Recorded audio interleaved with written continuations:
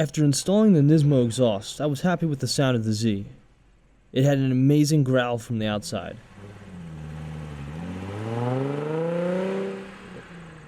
But could have used more volume inside the cabin. Don't get me wrong, the exhaust was still loud enough that old ladies yelled at me from the side of the road.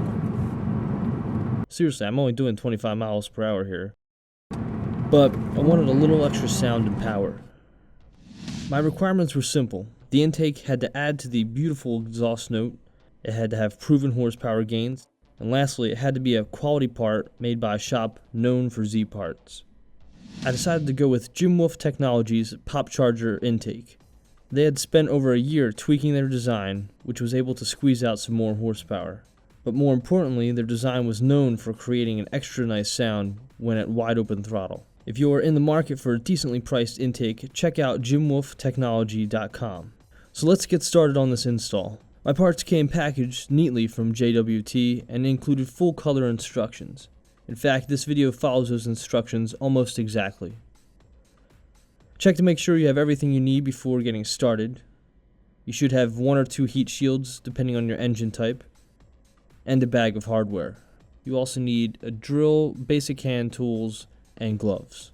We're going to start with the driver's side intake on this 2008 350Z.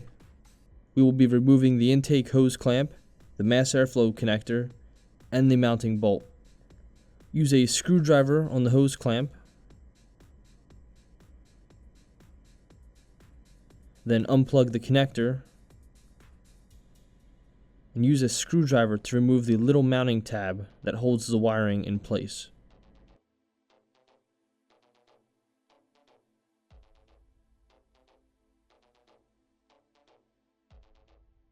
Lastly, use a 10mm socket or screwdriver to remove the mounting bolt. Now you can remove the hose from the end of the airbox. With the hose disconnected, pop the intake airbox upward to remove it. The only thing we need from this original piece is the mass airflow sensor, which we will get to in a second. In the meantime, get your new intake assemblies ready. It's a good idea to disassemble the filter and tube and check for any packing material left inside. You'll also notice the fine-tuned shape of the inlet piping.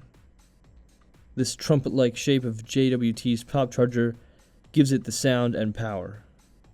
Reinstall the filter and then repeat for the other side if applicable.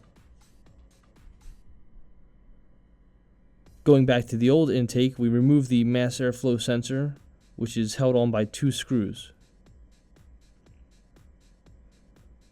Carefully remove the mass airflow sensor from the old airbox, and then install it in the driver's side intake pipe. Be careful with these parts, since they are both fragile and expensive. The mass airflow sensor bolts are offset, so it can only go in one way. Reinstall the screws, and then move on to the intake shielding. These shields keep the intake from picking up hot air from the engine bay. To figure out which one goes on the driver's side, put them together like this, with the upper holes facing you. The one on the right is the driver's side shield. The top rubber trim is the same for both shields, so just pick one and slide it onto the top edge. I highly recommend gloves for this step. Now be sure to leave any excess towards the front edge of the shield, like this. The other rubber trim piece is side specific, so pick the one that has the slightly longer piece on top, and that also folds inwards. It will make more sense when you are holding the pieces. Slide the top trim on first, making sure to push it all the way onto the shield. Then slowly work your way around the corner and finish it off. When you are done, it should look like this. And while you're at it, you might as well install the trim pieces on the passenger shield. Time to break out the mounting hardware. You will be using these gold tabs to secure the shield to the frame rail. I found the easiest way was to install the tabs on the heat shield first with the supplied bolts, but keep it kind of loose.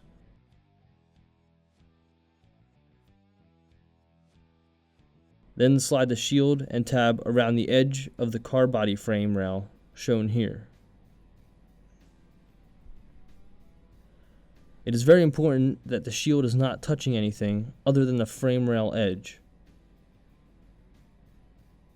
When it's lined up properly, tighten up the bolts. Before we install the intake tube and filter, we need to clip the edge of the original air inlet.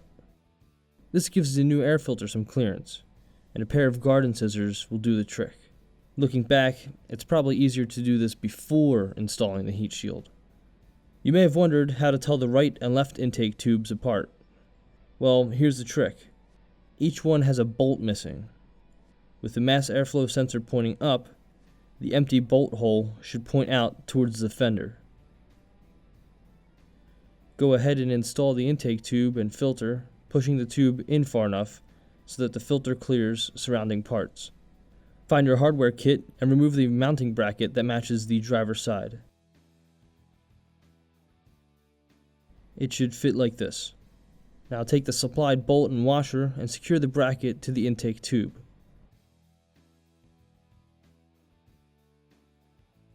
And use the original mounting bolt on the other end of the bracket. Check clearances around the filter, making sure that no new parts touch original parts. Then tighten things up. And reconnect the mass airflow sensor. And finally, the intake hose clamp. The last step on the side involves creating a mounting bracket for the heat shield using the supplied hardware. You will need a drill for this step with a 5.5mm or 7/32 inch bit. Drill a small hole in the plastic body core support, being extra careful not to drill into the radiator below.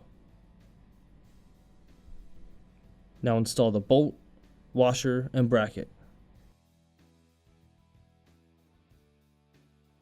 Tighten the bolt with a lock washer and nut. Now note, I accidentally used the larger washer on the top. Make sure you use the smaller one supplied and save this one for the bolt on the heat shield.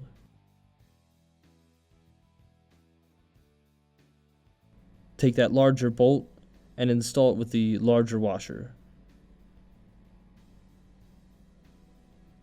With everything in place and clearances checked, tighten up the bolts and this side is done. If you have an earlier 350Z or G35 with a single intake, you are finished.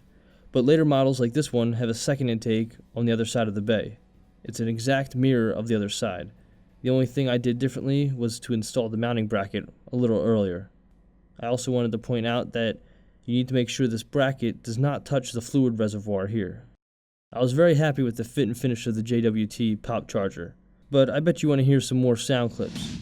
Again, these are taken with the Nismo exhaust and JWT intake. Enjoy.